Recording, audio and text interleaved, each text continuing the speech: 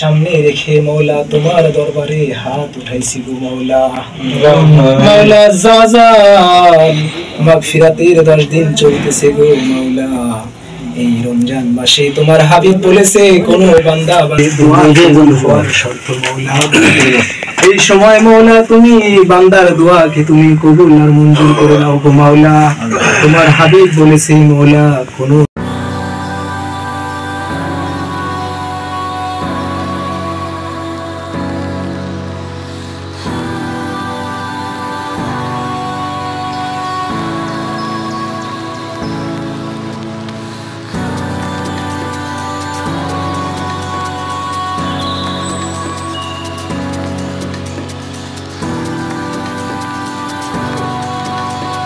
তুমি পূরণ করে দিও মৌলা।